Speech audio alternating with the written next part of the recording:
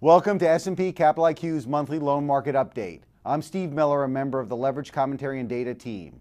Over the next few minutes, we'll review recent market trends. In preview, the loan market heated up again in March as demand from all sources surged ahead of supply. Before getting into our usual market analysis, let's review the state of play for the loan market in the first quarter. With the bulls running, issuers flooded the zone to refinance seasoned loans and finance dividends. Leveraged loan volume climbed, therefore, to a post-credit crunch high of $185 billion between January and March. Most of this issuance, however, was churn. Refinancings, in fact, accounted for nearly two-thirds of the total. As a result, the loan market's technical equation tilted further in favor of issuers, as we discussed in the slides ahead. Muscular market conditions lifted the average price of the S&P LSTA index loans by about 5/8 in March to a post-2007 high. In response, the index gained 82 basis points during the month, pushing loan returns for the first 3 months of the year to 2.1%. Demand caught fire in March. CLO issuance pushed to a 6-year high of $10.7 billion during the month, and retail investors put an estimated $6 billion to work into loan funds based on data from EPFR and Lipper.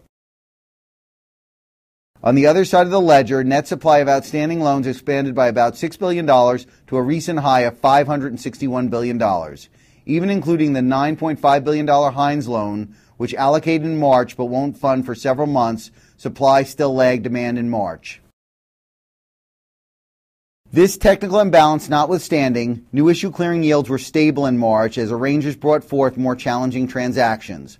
By any measure, however, the primary market remains issuer-friendly, with double B loans printing in a 3.5% context and single Bs in a 4.5% to 5.5% band. For the same reason, covenant-light loan issuance hit the tipping point during the opening months of 2013, accounting for more than half of new issue institutional loan volume for the first time. As a result, such loans now account for about a third of S&P LSTA index loans, up from about 30% at year-end. Turning to credit conditions, the market was haunted in March by 3 defaults from cycles past, all out of the Yellow Page directory sector. Together, these defaults totaled $4 billion, the largest monthly figure since October 2009.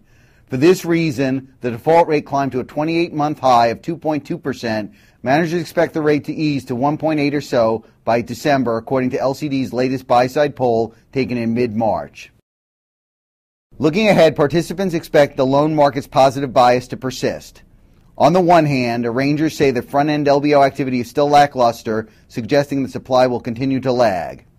On the other hand, loan volume remains strong. Certainly, retail and institutional investors continue to embrace the asset class. And, though CLO issuance may take a breather after March's outburst, managers expect a steady flow of vehicles to continue to print.